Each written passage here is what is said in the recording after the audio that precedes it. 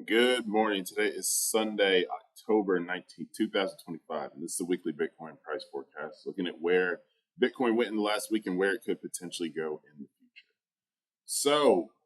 Uptober has not lived up to the hype. It just has not lived up to the hype just yet. Right now, price has, we actually made a new all-time high about 125, 126 in October. I think that was early in the month. And then since then, it has just slammed down. It has come all the way back down to 108, which again, if you look at it, it's still in this range. It's still in this range right here. It came down even further, all the way down to 103.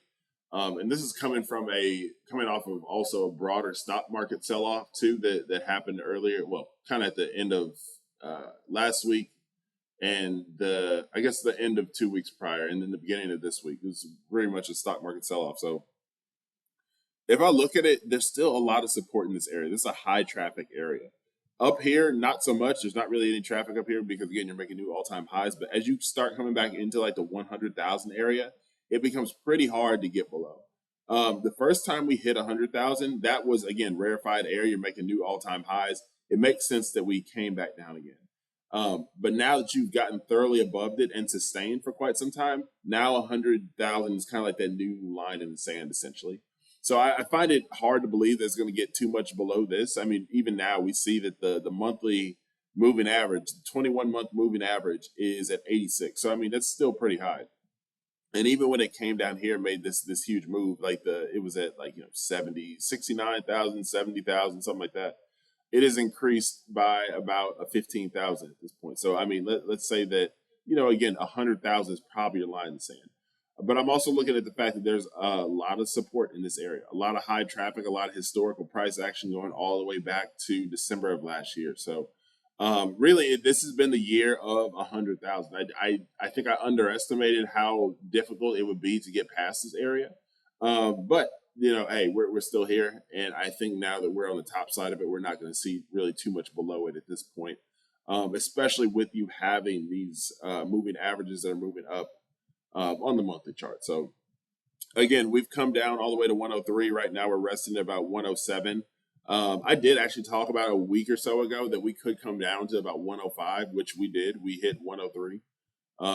But yeah, we're looking. We're seeing what we can do.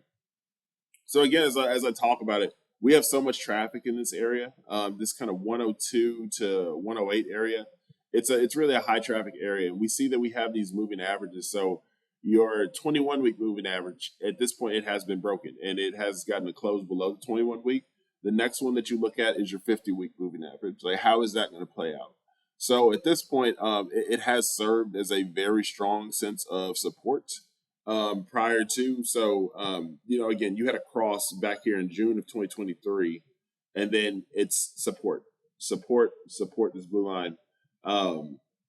And I assume that's going to be again. So right now we see it's literally just sitting at $100,000. So again, I talk about 100,000 being a very key level and a level that I don't really see too much breaking happening at that point. So the only potential thing I could see is there is a gap. Let's turn on the drawings. Turn on the drawings, and I want to turn on the imbalance finder. There is actually a gap all the way down here at 86. 86. So this was from earlier in this year. I don't know if that'll end up filling because at this point, it's just been so long. You're above 100,000. I don't think this gap will get filled. It could. There's a chance that you could come back down to 86 and fill that gap. But I just see that being a little bit unrealistic at this point, especially considering that would completely invalidate the trend line that we've had. This strong trend that we've had since really the end of 2023. So coming up and going down and coming up and going down and coming up and going sideways again. Now you see we're at this is a very strong point of confluence to where you have the 50-week moving average, you have the $100,000 psychological level, and you have the bottom of this uptrend channel. So at this point, I really just don't see it going all the way back down to 85 and filling this gap. Again, all things are possible, but I just see that as being somewhat improbable.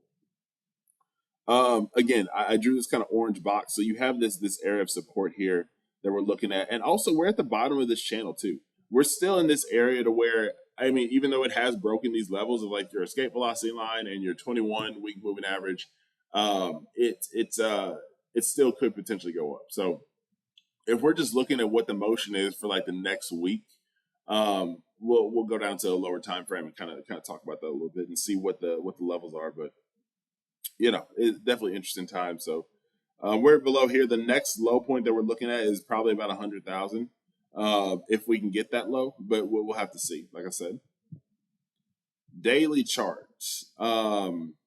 We see that we had a nice calm movement here. It came up and absolutely slammed down. We have had a cross here. We had a cross on Friday, actually, of the 21 and 50-day moving averages. So that's something to note. But also, what I'm seeing is too, these are still in a straight line. Like these, I talked about before. Like once you have these moving averages in a straight line, you're still very much so in a range. So you said 1 cross, 2 cross, 3 cross, 4 cross, 5 crosses, all pretty much in a straight line. Like one's not higher than the other, as opposed to something like down here. You didn't have the last upward cross you had was April, and you didn't get another cross until August. So that was like 4 months until you see a cross. But now we just see cross after cross after cross, and it really just shows like this ranging period. So we're at the 200-day moving average right now. That is a very decisive point again. 200-day moving average, and it has flipped red for the first time. Let us look at when the last time the 200-day moving average was red. It was early March, beginning of the year when everything was selling off. You had this 200-week moving average that turned red for a while, and then eventually did just go back up. So what ended up happening here, there was a little bit more of a downswing to hit the bottom of this channel. But then, like I said, it just ended up going back up. So at this point, worst case scenario, I see maybe it comes back down to 100K. 80, I just keep not seeing that 85K, this big gap right here from, what was that, 88 to 91, I just don't see that getting filled. It could. I just don't see it. But again, the momentum at this point is to the downside. Realistically, for what we're looking at right here, even if you pull this out a little bit, let's pull this to here. That puts you at the bottom of this channel. If we're looking at what's, and the way I have this set up is that 95% of the data points will fall within this band. So that's what this is right now. So this is basically the bottom of that channel. It could go back down to 100K, but right now we're at a decisive point to whether it will break down further or if it will continue on to the upside. Let's look at the 4-hour chart. So on the 4-hour chart, it is thoroughly in a downtrend. So since last Friday, actually, it has just been thoroughly in a downtrend to where you've seen it just, hey, we ran down and then, came back up and shot down again. So yeah, this whole week pretty much. I mean, this is Saturday, Sunday, Monday. Yeah, so for Monday, since Monday, actually, yeah, it's just run down. How much did it run down? That was from 115 down to a low of 103. So that's about $10,000 over the span of 3 days. So that's a pretty big swing. That's a pretty big swing that we're looking at, especially at these price levels. So interesting to see, especially seeing it break below that support. So what'll end up having to happen at this point, in my opinion, you'll have to get above 115 again before I even consider saying that we're bullish. You'll have to reclaim this 200 moving average, because right now this is saying that we're bearish, at least for the next week or so. I wouldn't. Again, I think 100K that is probably something that we could see hit. I talked about 105. We hit that and actually went below it. Until, like I said, until we start regaining some of these previous levels, and now especially that we are below the short-term holder realized price, I think that we're going to continue on to the downside for a little bit until we reclaim this area, and then that would send you back up to the upside. I think that's probably all I need to talk about on the charts. 4 hours about as much as I need to go because this shows your overall trend. 15 minute, that's really low time frame. I don't really need to talk about that too much, but we just see these big downswings. What was that, from Friday morning? It shot down, and this is like that big flush that everyone saw, and this is from the kind of liquidation event. And then it ranged pretty much all week until Thursday, and then all the way through Friday. Friday it just kind of ranged, honestly, but going into Friday morning, it just continued to drop. So Definitely interesting to see. So that's all on the charts. We are still in the middle of a government shutdown, so the economic news really will not be coming out until that ends. So we allegedly have core CPI coming out on Friday. Flash manufacturing PMI that is coming out. We'll see. Actually, this isn't government. I don't know if this is government data, so this actually might come out. But CPI for sure, that will be delayed if we do not end the shutdown, which people are projecting at this point that'll last until the end of the month, if not mid-November. So we'll just see how that works out. Bitcoin 200-week moving average. So I like to look at different charts every now and then from Bitcoin Magazine Pro. I think they give some pretty good charts. One thing I noticed at this point is like you see in the past, this is going back to 2012, you had these run-ups to where the monthly increase of the 200-week moving average, this line right here, this rose 16% and rose 16% and so on and so forth and 12%.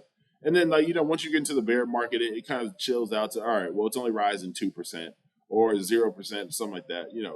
Really, really kind of low periods, but maybe up here you get to 6%. What I'm seeing is like the last bull cycle, we got up to about 10% rise. Now we're just in this range to where we're somewhere between like 2 and 4% of an increase. And that is, I guess it's more indicative of a maturing market, but what we haven't seen is this takeoff period. We haven't seen a takeoff period, and then you had a takeoff period here. This was about as much of a takeoff as you had. And then since really, March of 2024, it hasn't really moved up as much. So that 200-week moving average has kind of stalled. It's been going up consistently, but it just has not been week after week. You're looking at about 2% increase in this moving average. It really is just catching up to price because price has been really ranging for the last year. So just something to look at this point. So it's a sign of a maturing asset and an asset that has a much higher market cap than it did in these low periods. Because here you were looking at a price of like $1,000, $1,000 per Bitcoin versus 100,000 here. It's a lot harder to move 16% at $100,000 than it is to move 16% at $1,000. That's 16%. That's what, $160 there. So that's not much. Last thing I'll look at is the ETFs. So the ETFs have been in kind of a sell-off at this point. So this is the Bitcoin spot ETF, total net inflow, daily total net inflow. This is for, I guess, Friday or something. Total assets held. So let's take a look at this. So this was the 17th, Friday, Thursday, Wednesday, Tuesday, Monday.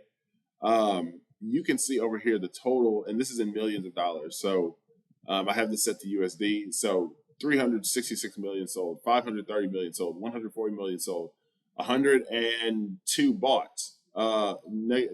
326 million sold on, this is between Monday and Friday. So that's a lot. That's quite a bit of selling overall. So if you look at that, that's 3, and then let's say these canceled out. So -3, -8, minus almost a billion sold over the last week, if we look at it. So let's just and we see that kind of come with the Bitcoin price too. So we saw the peak right here, and then it kind of trailed off until you finally hit this kind of selling point here, to where this week has definitely been a sell-off for sure. But we see that every now and then, to where price will dip and then it'll go back up and dip and then go back up. And as we see with Bitcoin's price, it just ranged at that point until we saw this huge buying period here, and this was really right before the government shutdown in October, and now we're back to somewhat of a selling period. So we'll see how long that lasts. The biggest selling period that we've seen in a while was this in early February and April. So Bitcoin flows are something to definitely pay attention to when looking at Bitcoin, just because of the fact that, hey, when people are selling, they're selling, and that definitely affects the price. So we'll see. So at this point, like I said, overall, I am somewhat bearish this week. I think we may hit 100,000, and I don't see us really going too much below that. But it is possible that we could continue with this sell-off, especially if we see a broader sell-off in things like equities, We see gold now hitting new all-time highs day after day after day. Right now we're sitting at like I think 4,300. Silver is at $53. So I mean, those tend to move inversely, and I think with Bitcoin being a scarce asset like gold and silver, you will see it start to appreciate too. But at this point, we're kind of in that buying and selling period. So that's what we're looking forward to in the next week. So this has been Chris Talks Crypto. Check out any crypto-based resources on christalkscrypto.com, and I will see you all on the moon. Take care. Bye-bye.